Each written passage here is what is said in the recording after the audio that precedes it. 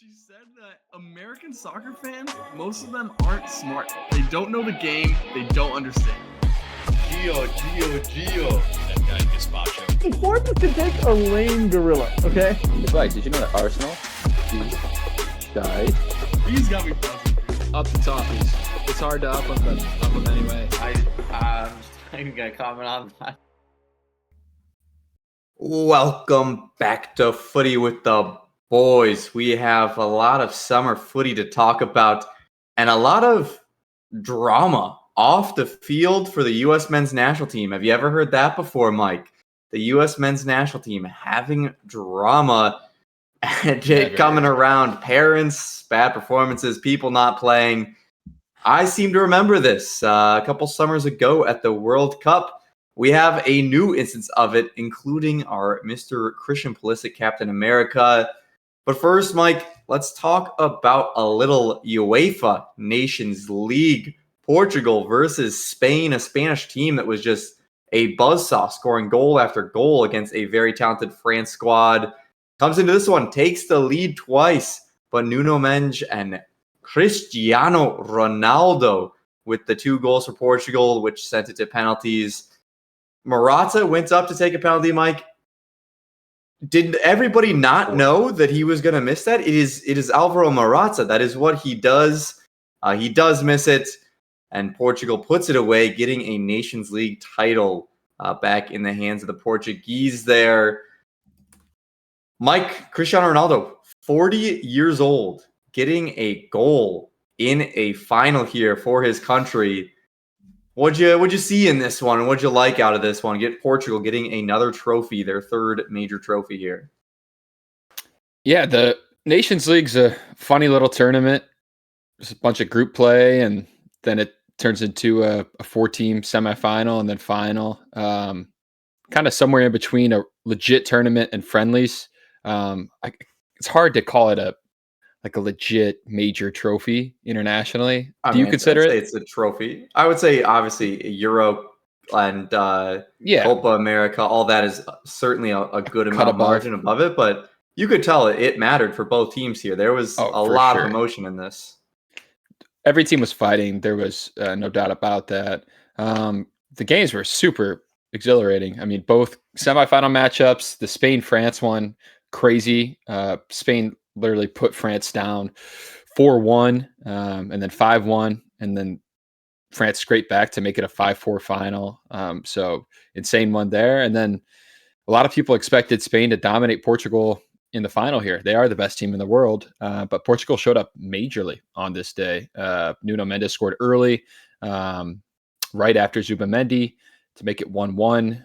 Continues his outstanding season. For my money, the best left back in the world. He's pocketed everybody in the world, including Lamine Yamal in this game. And then Cristiano Ronaldo doing what Cristiano Ronaldo does, an absolute poacher's goal, creates a little bit of separation from Cucurella on a deflected pass from Nuno Mendes and buries it. And then he goes off actually before full time, picked up some injury. Wasn't clear if he was going to get subbed off regardless. And then plenty of chances in extra time. Credit to Rafa Leao, who had a tough season at AC Milan. He was doing everything in this game, getting triple teamed by the Spanish players, but still giving them hell. He is such a quick player. So talented when he is putting forth effort, which is his biggest criticism for people who watch him. And then the PK shootout, you called it. Morata was the unfortunate one to miss. It really was a class on how to take penalties up until that moment. They were sending the goalkeepers the wrong way, burying them, putting a top corner, and then Morata, who had just subbed on Oyarzabal, getting the start over him in both games, brought on to take a penalty and cannot do what he's meant to.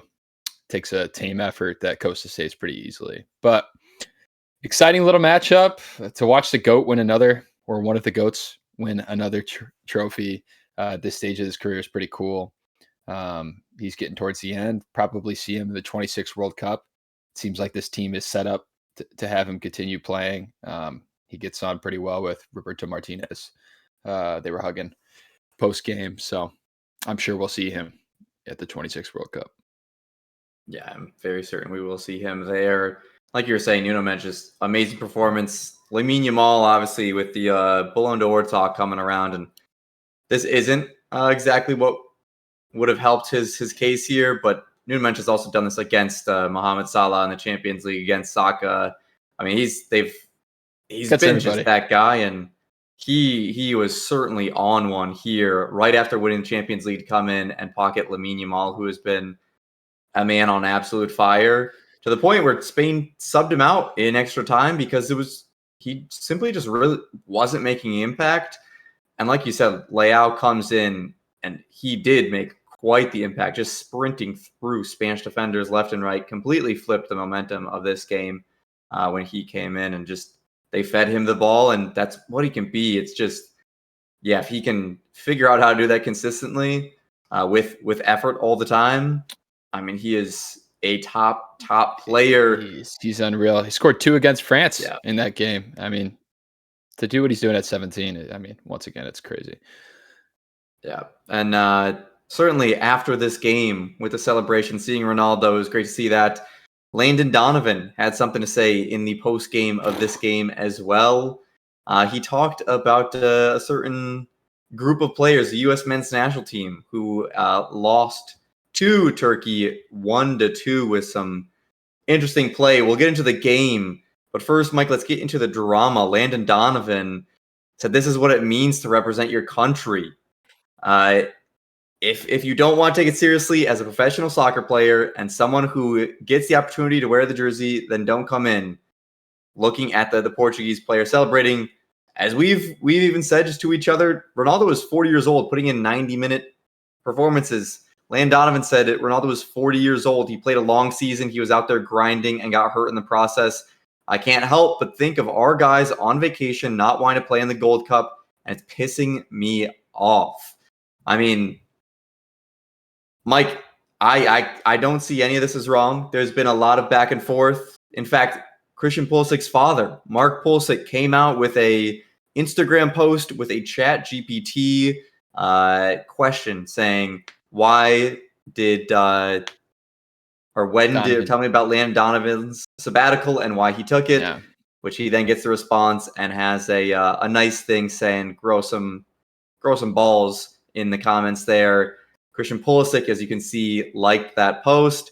Weston McKennie also came out and said he knows how much Christian Pulisic wants to play for the U.S., how it's a long season, and people need to understand that. A lot of people on both sides, Eddie Johnson's come out. I mean, a lot of players, just both sides, saying either way, either Christian Pulisic needs Christian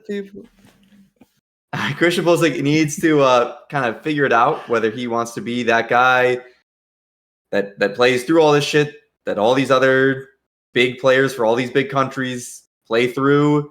I mean, you have players from Spain that are going from Nations League final, and from Portugal that are going Nations League final straight into Club World Cup in just a couple days. Christian Pulisic can't play for the Gold Cup. It seems interesting. There's a lot of players that are kind of juggling things. What do you make of all the drama that has gone down, reminiscent of the Gio Reyna drama of the Qatar World Cup, with the parents getting involved instead of just players? Yeah, I thought it was interesting timing by Landon Donovan to do it post-game for the Nations League. Definitely was trying to get some buzz there, and he achieved that goal. Some of it's definitely old head talking. There's always a bit when it's an older player bitching about the younger generation. It comes across as bitter, but I think there's also some truth to it. Where's the pride anymore? I mean, part of it's on the players, part of it's on the federation. I don't know exactly where the split is. They haven't taken the Gold Cup seriously in years. Part of that's been the introduction of the Nations League. It's poor planning on CONCACAF to have both the Nations League and the Gold Cup in the same season. Then it really makes players pick and choose. But as far as like dedication and wanting to win something, the players have every reason in the world to want to be part of this camp. They just got embarrassed in the Nations League. Mexico is taking back control of CONCACAF, and there's not that much time before the World Cup.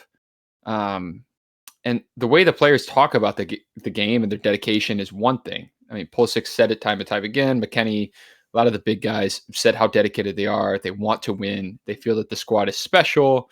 But then they fail to show it, whether they're making themselves not available because they're tired, or they feel that a smaller competition like the Gold Cup is beneath them, or whatever the reason is. Their dedication lacks compared to what they say they want to be or how they want to be involved. Do I think that Donovan should call people out directly, grow some balls, as Mark Pulisic said? Maybe. I don't know if he has that level of information about why people are missing camp, or if he's just talking generally.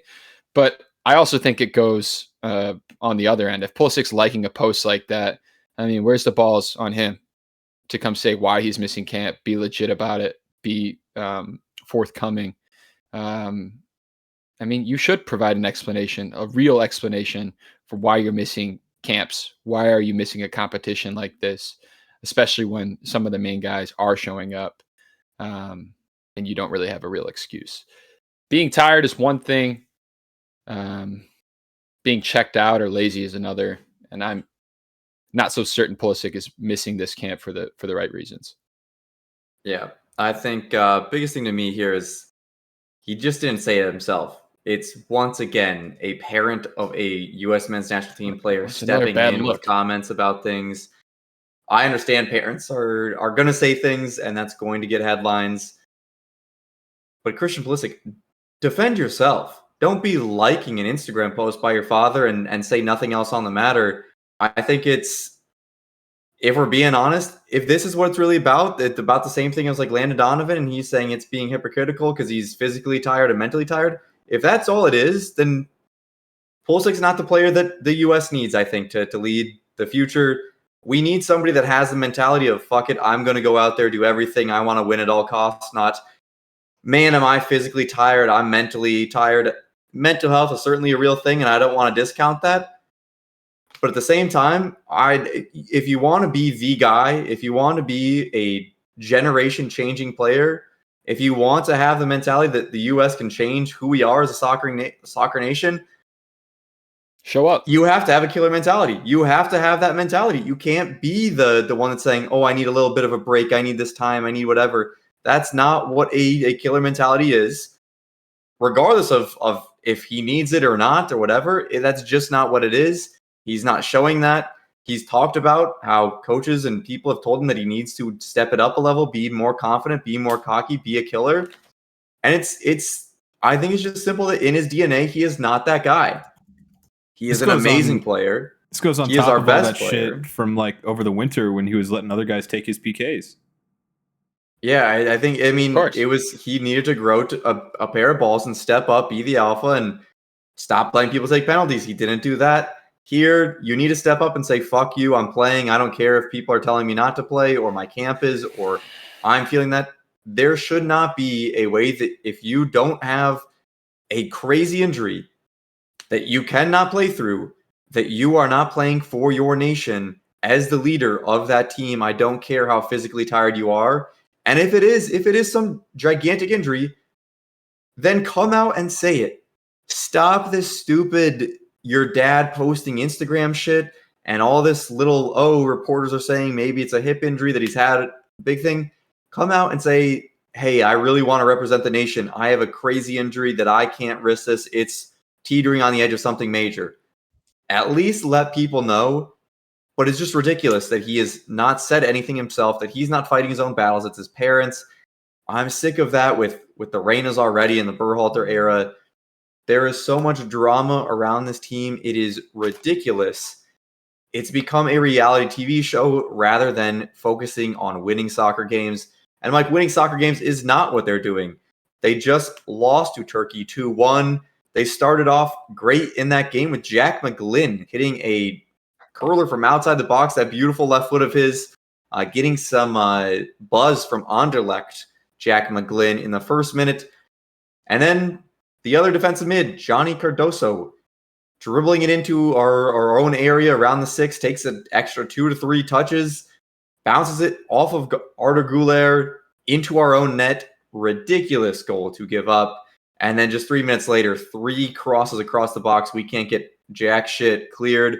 We end up finally getting a foot on it and putting it right in the center of the box where Turkey get their second goal. And that was all they wrote in this one. I do think there was some good possession in this. I think there were times where you saw some ideas that worked well and there was chances created. But for the most part, Mike, I don't think it looked that great. But how much does this matter, Mike? Because this roster, Patrick Agyemang, I think we learned is not him. He is not great. I think we learned a couple players are just not really at this level yet. I don't think Johnny can take the pressure, even though he's being linked with Atletico Madrid left and right. I just don't think him possessing the ball is necessarily the greatest thing. I think he's meant for a different style of play than what Pochettino wants to do. I wasn't that impressed by that much of really anyone in this game. I think Arvston had a decent game at outside back. Freeman had a decent game at outside back. And Diego Luna was at least trying things. But other than that, it doesn't even matter, though. None of these players I don't think are really going to be that great. But once again, those players that are great aren't showing up. So where does that leave us here with this U.S. men's national team, Mike? Because it seems like we're in a bit of a rock and a hard place here. Yeah, I was watching this game kind of intermittently. Saw Jack McGlynn's goal to start. I mean, you can't start better than that. Peach of a left foot. He had a few similar chances throughout the game. I think he's a pretty good option. Talented player, but his defensive work rate leaves a lot to desire. I don't know how much to take away from this game. Such a different roster, one we're probably not likely to see again. The biggest takeaway I have, though, is Poch trying to play this progressive, slowly advancing style of play with this group of players, where we didn't deal with the press very well. Turkey had a number of chances. They could have scored more goals, especially in the second part of the first half, where we looked frantic, could not possess the ball well. Johnny really looked horrible. He played an okay 20 minutes, and then he had that mishap that led to the goal and then never regained his composure. I thought the addition of Tyler Adams in the second half was a good bit of energy. You could see his leadership brought a little bit of calm, a little bit of fight. But none of the other subs made much of a contribution. And my biggest takeaway from the players who you expect to be there, expect to be in the first team is those guys didn't show it once again. Johnny Cardoso, Malik Tillman. Malik Tillman has yet to show anything for the United States national team. We know how talented he is. We know the amount of goals and assists he gets in PSV or in the Eredivisie every single season. And it goes away completely when he puts on the USA jersey. He didn't show anything. He was poor on the ball, gives up possession, and then doesn't have any sort of grit to make up for the poor technical play. I thought Diego Luna was okay. And then, like you said, Agyemang does not look like the guy up top. And then his replacement, Brian White, didn't have a whole lot of time to show anything, but is not the player we need up there either. I don't expect either of these guys to be around for World Cup time. I think they're like 5th, 6th on the depth chart, if not lower. It's definitely Balogun. It's definitely Pepe when they're available and they're healthy. And then Sargent's still the clear number 3 for me. I thought some of the defenders were okay. Arvston, like you said. The goalkeeping was shoddy as well. Not a whole lot of positives here. Yeah, and some of it's still on Poch. I mean, I get he has a style he wants to play, with the first team when everybody's available, but I think you should adjust your play when you have a different camp in. These guys are not the same players. They're not the same skill set, and it clearly showed against Turkey, who was much better on the day. Yeah, I mean, it was tough to watch at certain times. Malik Tillman had a wide open header that I can't imagine he'll get that many better chances at scoring goals than that. Agyemang, that was a nice piece of play too. One of the few nice pieces of play in the second half. Yeah, Agyemang was just awful He is a ridiculous athletic freak of a human being, No just doubt. insanely fast, insanely large. His touch is just not great. He's just not at the level that he needs to be at a national team. And I just don't understand why we've spent so many minutes on him and on Brian White, who I also just think is not the option. When you have a player that's like a Damian Downs or a Haji Wright, or just people that you think could potentially be the option, I think we know the answer isn't them. I don't know why we're wasting minutes on them. It's interesting. We do have another game against Switzerland that by the time you're watching this, you might have already seen that one. That's tomorrow, I'm right? going to be honest, you're not going to be able to pull that much. Yes, it's on Tuesday, June 10th at 8 p.m. Eastern. I'm going to be honest, probably not going to pull that much from that either. Tyler Adams will now also be missing that game. Didn't even start in the Turkey game, or Turkey, however you need to say it now. But Okay. against the Swiss, Tyler Adams not available. So we're going to get another kind of fully depleted roster playing here against a good European side. Can't imagine this one would be that great here, Mike. But what is it that you need to see in this one that you have any type of positive feelings? We talked about the Landon Donovan Pulisic shit show that's going on, and Pochettino kind of not figuring things out. This is third straight loss, one of the first managers to have 3 straight losses since, I believe, Jurgen Klinsmann or something, or whatever, in his first couple games. It's a tough stretch here. What do you need to see in this to have a glimmer of hope going into the Gold Cup coming up? More direct play. I mean, cut out the pretty nonsense. Let's play some hard-nosed United States style ball. That's not what I want to see. That's what I want to see. I mean, I Ball to don't ball, think baby. this crop of players is capable of playing progressive football. I just don't see it. I don't think they're talented enough. There's too many weak links in this current roster. So I think Poch needs to adjust his tactics. Switzerland's a much better team than us, just period. And especially when we're missing some of our key guys. So we need to play like that. I think the scoreline of the Turkey game is not that bad. If that happens against Switzerland, and it's a better performance, that's okay. I'm not mad about the scoreline, but Turkey dominated the U.S. for big portions of that game. If you watched it, it was really ugly. There wasn't a whole lot to be positive about for the U.S., except for maybe the scoreline. So I want to see a more complete performance, make more impactful substitutions, and stop fucking playing Brian White. Give Damian Downs a chance or something. Gold Cup will be a different beast because the competition's different. Going from playing Switzerland to Trinidad and Tobago is quite a different beast. You'll play more progressive ball against a team like Trinidad and Tobago because you're going to dominate possession.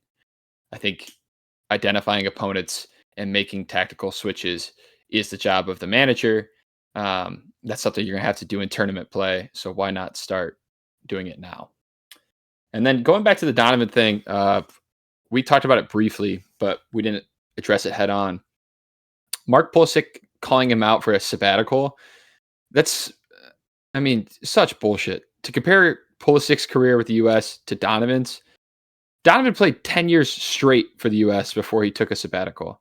He played in 3 World Cups in that time period. He won 3 Gold Cups. He took the U.S. to a Confederations Cup final against Brazil, scored in that final, as well did Clint Dempsey in that final, lost 3-2 against a phenomenal Brazil side, and didn't miss games throughout that period, was showing up whenever he was asked to. And that's difficult, especially with how the MLS season overlaps with a lot of the international windows. It did when the Gold Cup was in the summer, always. So to compare the load management sabbatical that Donovan took compared to Pulisic, who is young in his prime, hasn't played nearly the amount of soccer that Landon Donovan did in that time, it's ridiculous. And to compare dedication of a legend to a guy who will certainly be a future legend is tasteless as well. I get it. He's doing it in response to Donovan calling out his son. But it's bullshit. Yeah, I mean, also the Landon Donovan sabbatical ultimately then led to him not being on the next World Cup roster. Right. So you can say, hey, Landon Donovan quit on the team. That was towards the tail end of his career. He took the sabbatical and then doesn't make the World Cup roster. Christian Pulisic is 26. I understand it's different. I've heard the argument of it's different because he's in Europe. It's a big travel. It's doing all these crazy high competition. It's much different than MLS. And I don't disagree that MLS and Serie A and everything he's been doing is at a much different level than what MLS and Landon Donovan is doing. What I also know is I don't give a fuck.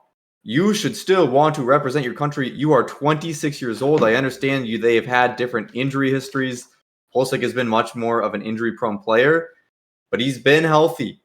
If there is some major injury, come out and say it then. Be direct with the fans.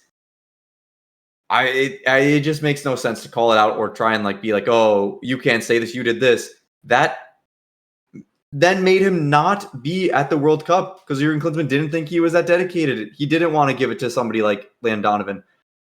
That is not a good thing to compare your son to. It's just the drama around this team. And for so long, we've talked about how they're not committed. It doesn't look like they want to be there. They don't have the heart. I think this is just another case of it is so blatantly obvious they do not have the heart of previous teams. And feel a bit of entitlement. Taking it for granted. Definitely entitlement. Yeah. He knows that his position is safe, and it will be. He's our best player. He's going to make the tournament.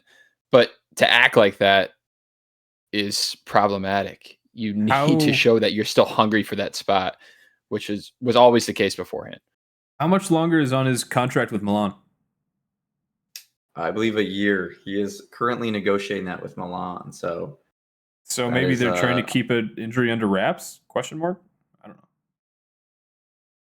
I don't know. I mean, played in the final game of the season. Milan doctors are going to know that. He's at Milan every day with the doctor, so I'm not entirely sure exactly what Pulisic is doing, but I'm sure at a certain point in the future on some dumbass podcast 20 years from now, we'll learn all about it.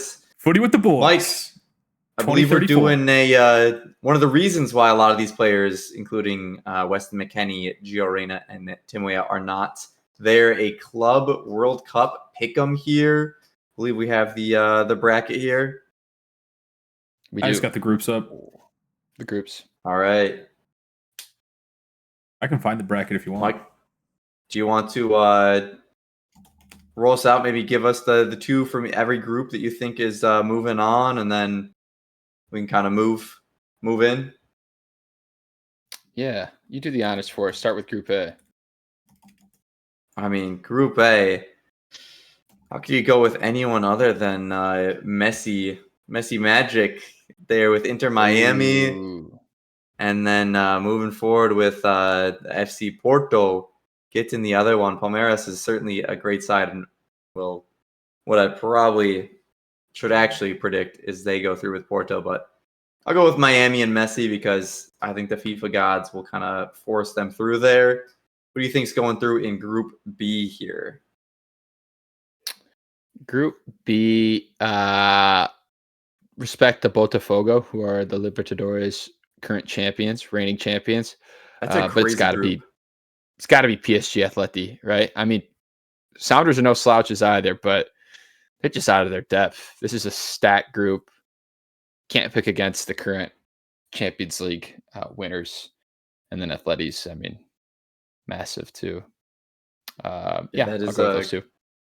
Crazy group. PSG, Atletico, Botafogo, and Seattle Sounders is. Who did you take a group at? You took Inter Miami and Palmeiras? No, on FC Porto. Oh, FC Porto. But I said realistically it should be Palmeiras and FC Porto, but I took Miami over Palmeiras anyways. Fuck it, dude. Messi Magic. For Group C, I'm going with Bayern Munich. I think that's the obvious one. I think be between Boca and Benfica, but I'll go with I'm going Boca Juniors. Riding with the boys. Boca Juniors coming out on top. No love on that for one. Auckland City FC. Auckland City is just not well known by me, so maybe they can surprise me and Where even show is me what that? they The got fuck? there. Australia. The All one right, Group Oceania D, Mike. Who representative. do we have? So we have Flamengo, Esperance Sportive de Tunis from Tunisia, Chelsea, and LAFC. Actually, no. LAFC. Why does that say Lyon? It is LAFC now, right? Because Lyon got it is removed. LAFC? Right. Oh, Then, yeah. it was them and Club America who had that Yep, playoff for the that final spot. Yeah. So that graphic says Lyon, but they got removed for not having a big enough stadium or something like that. So we'll go with LAFC, the MLS representatives, and we'll go with Chelsea. All right. LAFC. Denny Pretty Bowanga. sick What a Steve play Cherundolo for them. celebration when they qualified. If you haven't seen it, runs down the sideline. Maybe could have been the U.S. coach. I think we'd be in a worse position if we had him. Group E, we have River Plate. I don't know who the fuck that other team is. Monterrey and Inter Milan. Urawa Red Diamonds from Japan. Oh wow! I'm gonna go with Inter Milan, and keeping with the Argentinian Pro League, going with River Plate. Coming out with them, Inter Milan, River Plate out of Group E. Group F, Mike, who do you have coming out? We have the Mamelodi Sundowns from South Africa. I think they're the current CAF champions. It's either them or Pyramids. We'll go with Mamelodi Sundowns and Borussia Dortmund. The other teams being Ulsan from Korea and Fluminense from Brazil. All right. In Group G, I mean, this one, I don't want to jinx here, but I'd imagine it's Manchester City and Juventus coming out of this one. That is a very tough draw there. But yeah, I think it's Man City and Juventus pretty easy there. Group H, I think you could make some interesting takes here, Mike. Obviously, Real Madrid. Who else are you maybe choosing to go with them? Or are you saying no Real Madrid? Yeah, we'll take Real Madrid. I don't know how the hell FC Salzburg qualified for this, but they're here nonetheless. I'm going to have to go with the Saudi money, Al Hilal and Real Madrid. Yeah, I think Al Hilal, they got some players. I'm excited to see them go up against kind of some world competition here, not just in the Saudi League or in Asia. So that'll be certainly an interesting one there. Palmer, do you have the bracket pulled up to potentially go through the knockout stages, or are we? The only one I could really find is kind of scuffed, but I'll pull it up. Oh wow, that is pretty fucking scuffed. Yeah, dude.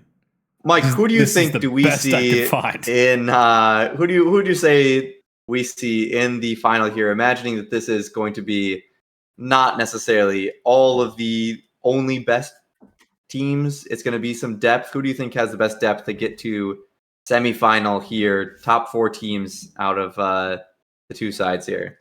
Top 4 teams. I mean, you go Chelsea. Talk about depth. Chelsea's got 800 players on their squad, so give it to them. PSG. Why not? They're going to win the sextuple this year, I'm sure. And then, I don't know, Man City. They actually going to win something this year? They're going to consider the Club World Cup a major trophy? Same with Real Madrid. I mean, give it to the 2 teams who didn't win anything this year. Yeah. I mean, I think those 4 teams are just absurdly good. I could definitely see Bayern Munich also beating out a team like Chelsea or PSG. Hopefully some smaller team makes a Cinderella run. That'd be cool.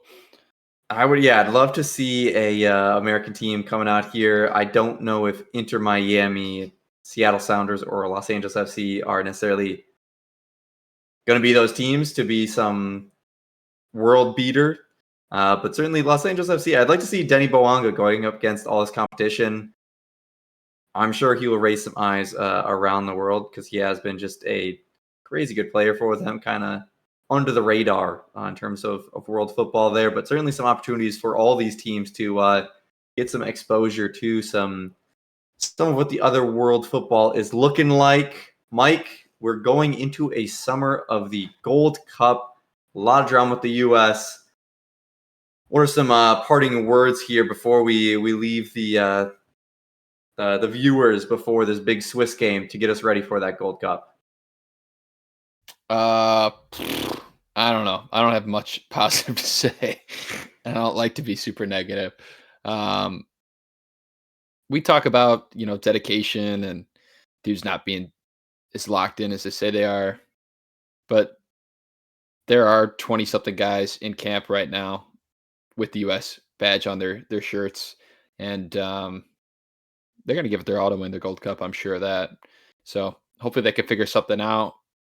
Getting out of the group should not be a problem. If it is, that's very scary, as we're not in that strong of a group. Saudi Arabia will be a cool matchup. We don't play teams like them too often, and they did a number against Argentina in the 22 World Cup, if you remember. So hopefully we're on our toes for that. But anything less than a deep knockout run is it's going to be a knockout run. It's really, really disappointing. Ideally, you should be getting to the final, but if we match up against Canada or Mexico before that, I'm not loving our chances. Yeah, no, I think both those teams are maybe feeling a little bit more positive about where they are. Certainly Canada is. Mexico, a definite maybe. But the U.S. maybe not feeling the best going into this one. Certainly have some confidence to be building up before the World Cup comes around this time next year. Keep it locked here. We'll keep you I'll post it on everything happening this summer with the U.S. men's national team, including transfers. Always. Matt Turner going to Lyon for 8 million euros. We will have you updated on all that stuff. So make sure to like, subscribe, comment. How are you feeling about this U.S. men's national team as we head into a big summer of footy? Until next time, peace.